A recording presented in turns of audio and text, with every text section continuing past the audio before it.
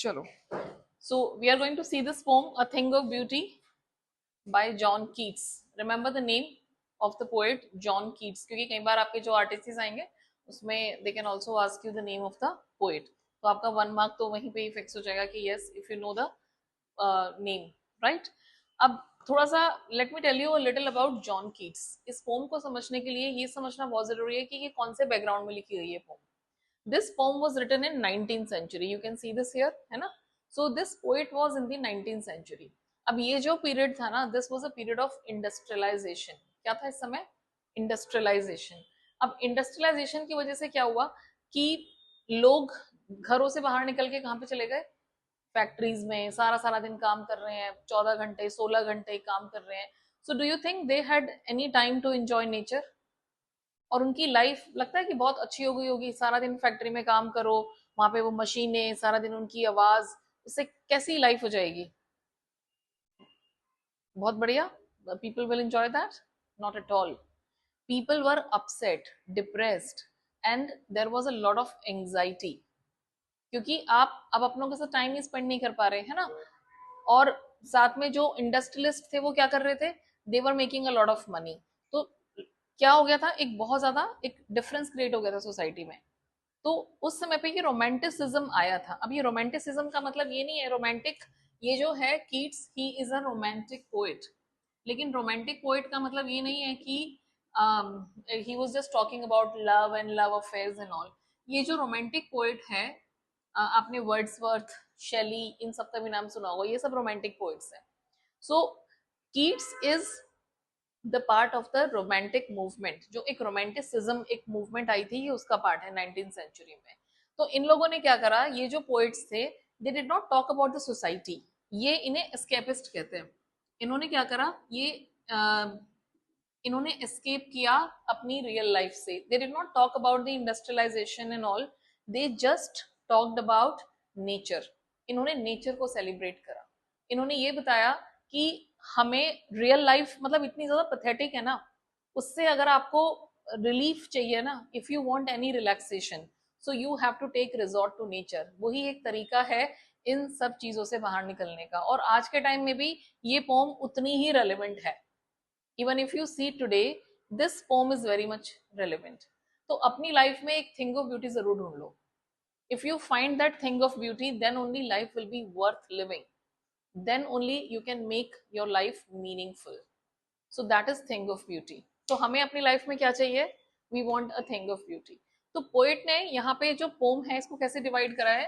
पहले वो उसकी इंपॉर्टेंस बता रहा है कि भाई इसकी इंपॉर्टेंस क्या है. तो ये जो थिंग ऑफ ब्यूटी है, a thing of beauty is a joy for ever. क्या दे रही है ये हमें? Joy for ever. So it is giving us a perpetual pleasure. क्या दे रही है हमें? Perpetual pleasure. परपेचुअल का मतलब होता है जो हमेशा है, जो कभी खत्म नहीं होगा, ऐसा. So it is giving us perpetual pleasure. अगर आपकी लाइफ में कोई भी थिंग ऑफ ब्यूटी है, उसके हिसाब से नेचर क्या है? थिंग ऑफ ब्यूटी है. तो नेचर हमें कांस्टेंट प्लेजर देती है. चाहे आप नदियां देख लो, पहाड़ देख लो, है ना, जब भी हम वहां पे जाते हैं तो we feel a different joy, है ना. तो हिल स्टेशन पे कहीं पे भी, so that is perpetual pleasure. And the poet is saying कि इसकी जो इंपॉर्टेंस है ना वो कभी खत्म नहीं होती. It never passes into nothingness. अब ये जो नथिंगनेस है, इसका मतलब है कि you are talking about something which is superficial, trivial. Trivial मतलब अनइम्पॉर्टेंट. क्या थिंग ऑफ ब्यूटी कभी भी नथिंगनेस में कन्वर्ट होगी? नहीं, never. You can never say it is trivial. उसका जो सिग्निफिकेंस है, इट इज ऑलवेज कैसी रहेगी वो? It is always significant. So thing of beauty will always have the significance in our life. उसकी इंपॉर्टेंस कभी कम नहीं होगी, हमेशा हमें एक परपेचुअल प्लेजर देगी, and it will never pass into nothingness. तो थिंक ऑफ ब्यूटी एक ऐसी चीज है, खूबसूरत चीज है लाइफ की. नेचर उसके हिसाब से जो वो कह रहा है, नेचर, नेचर हमें खुशी देती है. नेचर की इंपॉर्टेंस कभी खत्म नहीं होती है. And it keeps the boar quiet for us. Keeps the boar quite. अब ये जो बोअर क्या होता है, इसके ऊपर एक क्वेश्चन आ सकता है कि बोअर होता है एक shady place under the tree. तो ये जो शेडी प्लेस है, शेडी प्लेस एक तरह से एक कंफर्टिंग प्लेस है ना. So you are getting a kind of comfort, and solace, solace मतलब peace of mind. So you are getting solace, you are getting comfort. कहाँ पे कंफर्ट मिल रहा है आपको? थिंग ऑफ ब्यूटी में. तो इस लाइफ की पूरी जो हसल बसल है, डिप्रेशन है, उस सबको छोड़ के you go in the lap of nature and enjoy life. Life is actually worth living. पूरी जिंदगी को हमें डिप्रेशन में, एंजाइटी में, हसल बसल में, भाग दौड़ में नहीं खत्म करना है. We have to enjoy. चैन की सांस लो, नेचर को एंजॉय करो, and nature is going to give you the real comfort and solace. Enjoy करो, ये हेवन है, ये एलिक्सर है लाइफ का. एलिक्सर क्या होता है? अमृत. It is the elixir of life. इस अमृत को टेस्ट करो. और हमारी प्रॉब्लम ये है कि हम उसकी तरफ देखते भी नहीं है. दो चार प्लांट्स लगा लिए और हमें लगता है कि हम नेचर लवर हैं. No, it's not like that. So we have to enjoy nature, we have to enjoy nature's bounty. Nature has given us so much, so enjoy that. So shady place, this is what he's saying. And it will give us, और क्या देगा हमें? It will give us peaceful, it will give us peaceful sleep.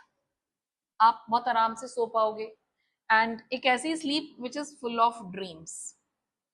And it will give us quiet breathing.